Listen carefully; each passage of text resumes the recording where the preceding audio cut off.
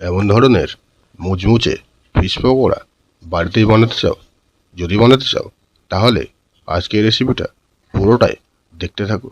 কিভাবে তোমরা বাড়িতে ফিশ পকোড়া বানাবে সেই রেসিপিটাই তোমাদের সঙ্গে আমি শেয়ার করব।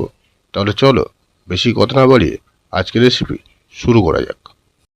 আজকের রেসিপিটা বানানোর জন্য আমরা নিয়েছি 500 গ্রাম বোনলেস ফিশ।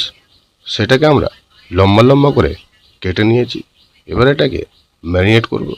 তা ম্যারিনেট করার জন্য আমরা এখানে দেবো একটা গোটা লেবু চিপে, তার সাথে দেবো স্বাদ মতো লবণ, আর দেবো 1 চামচ আদা রসুনের বাটা। এগুলোকে দিয়ে 2 মিনিট মতো মাখিয়ে মাছটাকে আমরা রেখে দেবো। তারপরে এর মধ্যে দেবো সামান্য পরিমাণে হলুদ গুঁড়ো, আর দেবো সামান্য চিলি ফ্লেক্স, সাথে দেব সামান্য পরিমাণে গোলমরিচের গুঁড়ো, আর দেব হাফ চামচ মতো ধনে গুঁড়ো, আর হাফ চামচ মতো জিরে গুঁড়ো। সঙ্গে দেব সামান্য পরিমাণে গরম মশলার গুঁড়ো। এর সাথে দিতে হবে 2 চামচ মতো মাস্টার সস, সাথে দিতে হবে হাফ চামচ মতো আজওয়াইন। এগুলোকে দিয়ে মাখিয়ে মোটামুটি 5 মিনিট মতো রেখে দিতে হবে। তাহলেই মাছের মধ্যে যে মশলাগুলো আমরা মাখিয়েছি তার টেস্টগুলো সবই মাছের মধ্যে ঢুকে যাবে।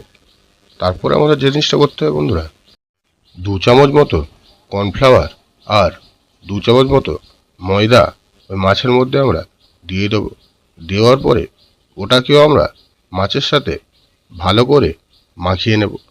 মাখিয়ে নেওয়ার পরে আবারও 2 থেকে 4 মিনিট রেস্টে আমরা ওই মাছটাকে রেখে দেবো। তারপরে মাছটাকে ভাজার পালা।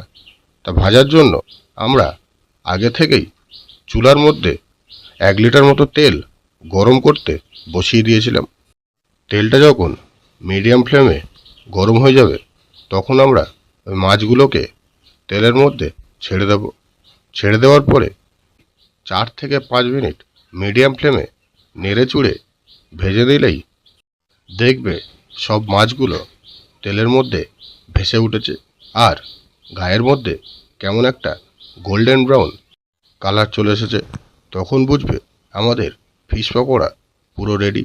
তখন আমাদের ওই মাছগুলোকে তেল থেকে তুলে নিতে হবে। তো বন্ধুরা, এই ছিল আজকে আমাদের রেসিপি।